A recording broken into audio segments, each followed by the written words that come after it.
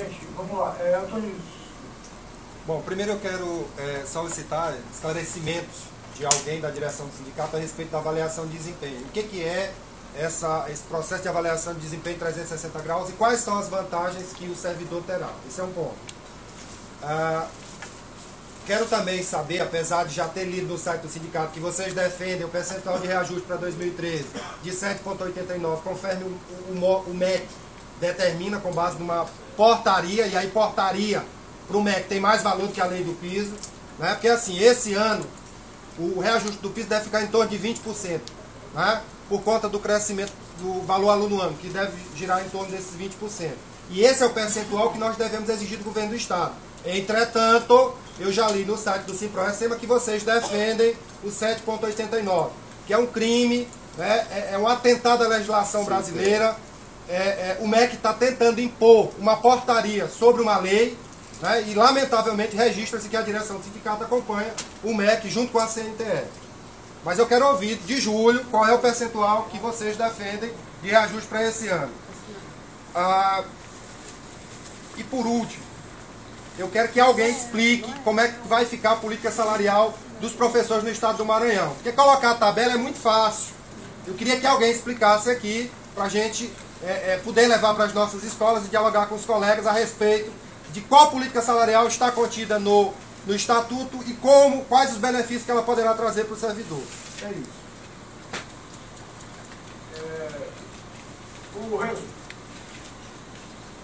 Eu vou me ater, vou ser bem breve, porque já parte que aqui nessa Assembleia 90% são diretores do sindicato, então já sabem tudo, são tudo papagaio sem nada mesmo.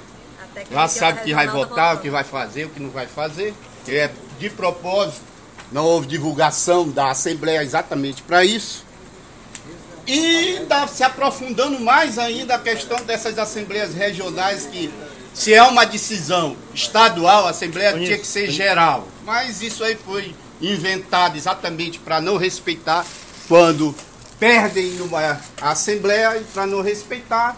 Dizem que vão fazer assembleias gerais e essas assembleias gerais, inclusive pela justiça, foi cobrado atas dessas assembleias e essa direção nunca apresentou essas atas. Então eu vou ser bem breve. E me relembrando na greve de 2011, Natal, mesa permanente de negociação, que virou mesa eterna de negociação. Por quê? De enrolação, exatamente.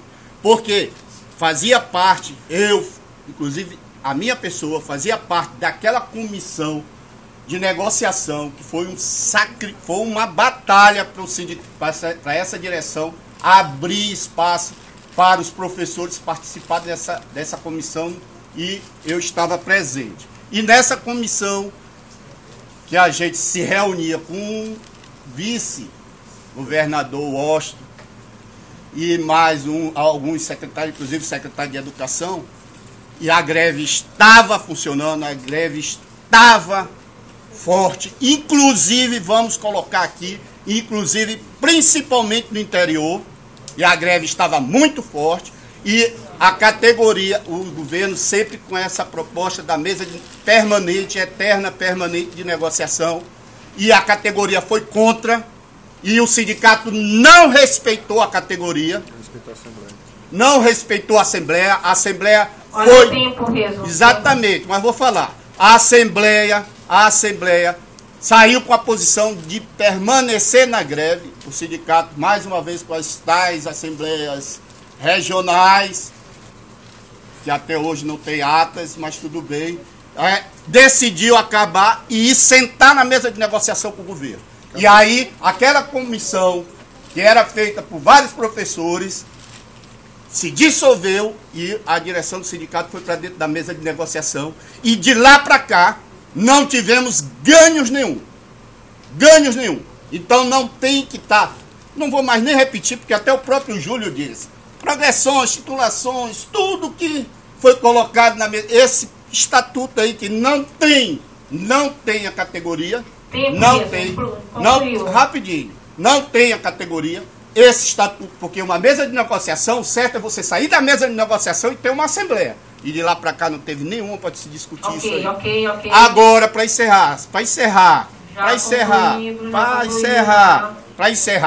lembrem-se, esse que foi aprovado aqui pelos diretores do sindicato, desse prazo, tá? O governo não vai cumprir. Agora, eu quero ver como essa direção vai fazer essa greve que está sendo colocada aí. Eu só quero ver.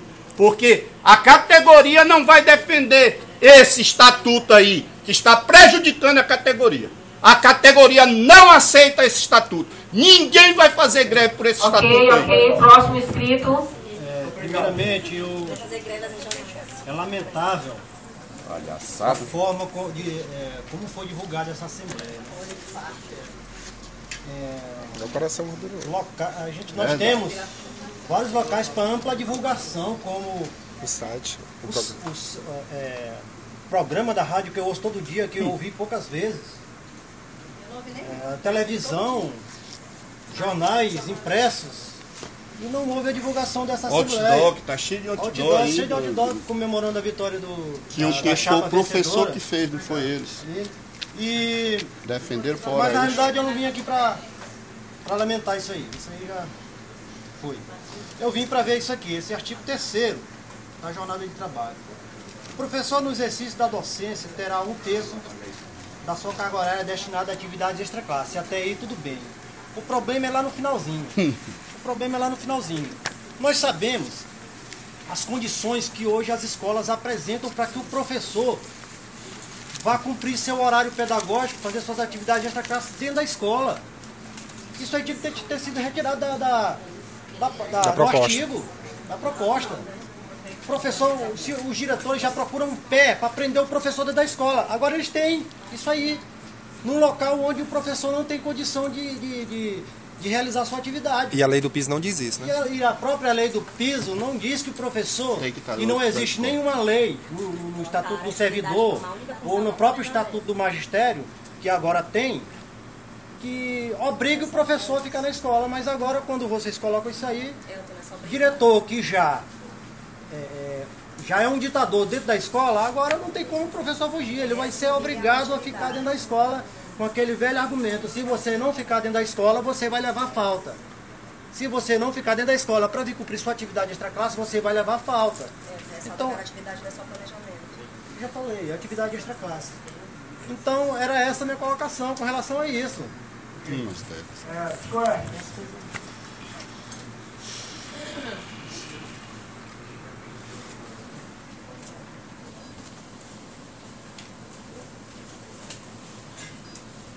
Primeiramente, bom dia a todos. Meu nome é Edson, eu sou militante da CSI Comum.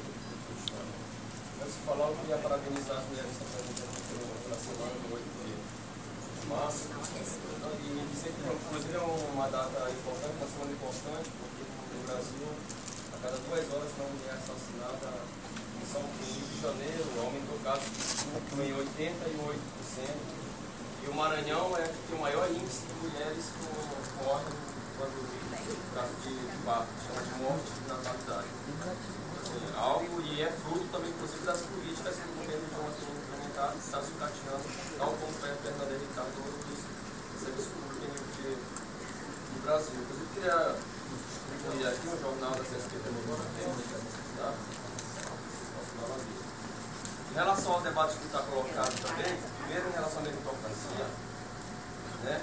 Acho que os companheiros devem saber que nós somos a categoria que mais tem os salários mais corroídos, primeiro que é com relação ao reajuste, mais corroídos do país, e a categoria que mais tem trabalhado, o trabalho de professores, tem trabalho de estudos, sobretudo os professores de educação infantil também, por ser maioria de mulheres, né, são as que mais trabalham e a que recebem os menores salários. Quanto mais feminino é o trabalho, pior são os salários. Quanto mais masculino consegue ser melhor. É porque que essa política do governo, que é fruto de uma pressão dos trabalhadores em nível do Brasil, nós somos a categoria que mais fez greve no Brasil nos últimos 3 anos, né? Que é a questão de reajuste do salário de professores com base no crescimento do aluno ano, com base no crescimento das inscrições de alunos.